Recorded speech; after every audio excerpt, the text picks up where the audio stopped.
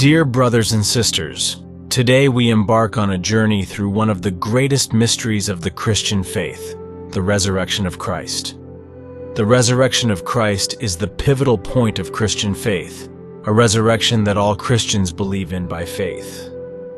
But are there evidences that, beyond faith, testify to this extraordinary event? Well, that's what we'll be doing in this video, analyzing historical evidence to also address those who doubt the real resurrection of Jesus. Before we begin, I invite you to subscribe to the channel so you don't miss new videos and become part of our community of faith and prayer. We start from a historical reality even the most skeptical critics accept: the empty tomb, the appearances of Christ, and the birth of the Christian Church. These are commonly accepted historical facts.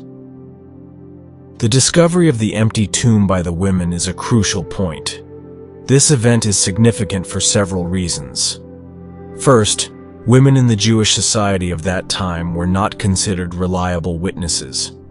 Therefore, if this detail is included in the Gospels, it's unlikely to have been invented.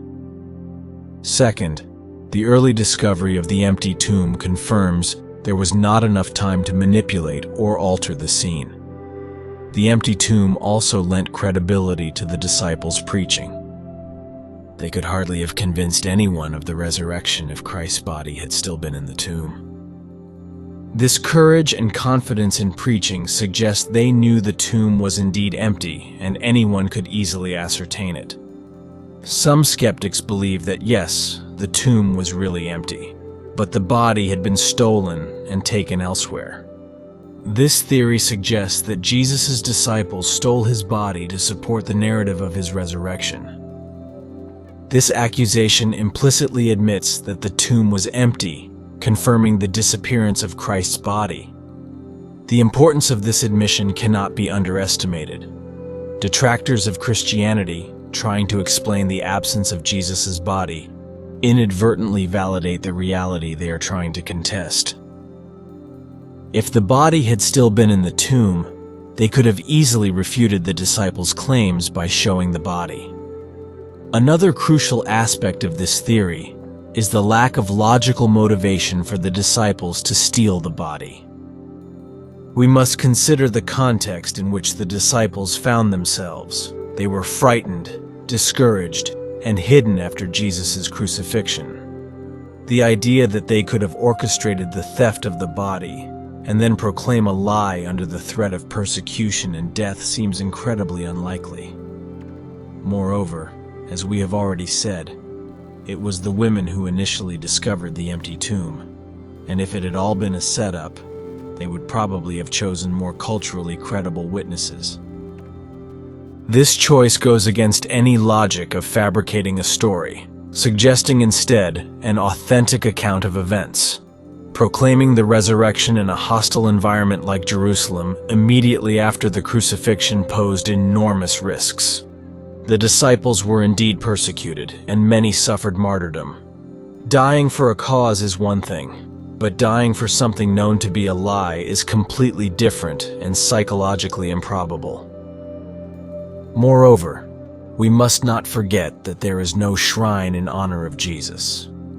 In many ancient cultures, including the Jewish one, burial places of important figures often became sites of veneration. The absence of a shrine for Jesus at the believed burial site is significant. This suggests that the early Christians knew Jesus' body was not there, and that he had risen, as indicated in their accounts. The Gospel of Mark, the oldest of the four canonical Gospels, offers a simple and direct account of the event, devoid of any fantastical or exaggerated reconstruction. In the mythic and legendary stories typical of that period, it is common to find elements of exaggeration and spectacular supernatural phenomena. Such stories tend to be elaborate, colored with the intent to enchant or impress the listener. However, the sober narrative emphasizes that the focus of the event is not the spectacle of the miracle, but its meaning. The resurrection of Christ as a fundamental historical and theological event for the Christian faith. Another point in favor of the veracity of the account is the appearances of Christ. These experiences, described in various passages of the New Testament, not only provide direct testimonies, but also challenge alternative explanations such as hallucinations or deceptions. Paul of Tarsus, originally known as Saul, and once a persecutor of Christians, is a key figure in Christianity due to his extraordinary conversion and encounter with the resurrected Christ. This event is narrated in the Acts of the Apostles and in Paul's own letters. Paul's conversion on the road to Damascus is a fundamental moment. While traveling to persecute Christians, Paul experienced an appearance of the resurrected Christ that radically transformed his life and faith. This encounter not only converted Paul to Christianity, but also propelled him to become one of the greatest missionaries and theologians in Christian history.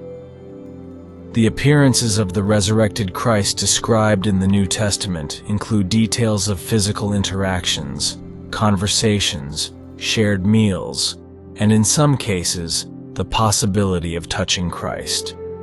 These descriptions strongly contrast with the idea of hallucinations, which are purely subjective experiences not shared among multiple people. Paul's transformation from persecutor to apostle is a powerful indication of the veracity of his experiences. His firm conviction and commitment to spreading the Christian message, despite persecutions and personal sufferings, support the idea that his encounter with the resurrected Christ was authentic and deeply convincing. Paul's conversion excludes the possibility that he lied. What motive would he have had? Moreover, Paul's appearance adds to the appearances to the apostles who, in different occasions and in different ways, were able to see the resurrected Christ. Some think these were hallucinations, but hallucinations cannot be collective and material like the appearances of Jesus. So, some say they lied. But let's not forget that many of the apostles were persecuted and killed because of their faith. It doesn't make sense for the apostles to have faced death to defend a lie. Instead, it is historically real that their unshakable faith allowed, despite persecutions, the rapid expansion of Christianity in the first centuries, along with its unique doctrine and practice. All this suggests that something extraordinary catalyzed its birth and spread. This something is the resurrection of Christ. The event of the resurrection not only confirms Christian beliefs and hopes, but also explains how a small Jewish movement, hindered and persecuted, could transform into a global faith, distinguishing itself and separating from its Jewish roots and resisting pagan influences. The resurrection of Christ is the confirmation of the message that Jesus left for all of us. It's the proof of his divine nature. It is that element that involves everyone and converts even the hardest of hearts. His resurrection confirms the salvific message of Jesus' coming. He is the Savior, instilling in every person the hope and assurance that all who believe in him will one day be resurrected and saved. Dear brothers and sisters, the resurrection of Jesus confirms that everything he has told us is absolutely true, and it's up to us to grasp his profound message. This truth not only sheds light on the history of Christianity, but also offers hope and guidance for our daily lives. Share your thoughts with us in the comments, and don't forget to subscribe to the channel to not miss new videos and become part of our community of faith and prayer. May God bless us all.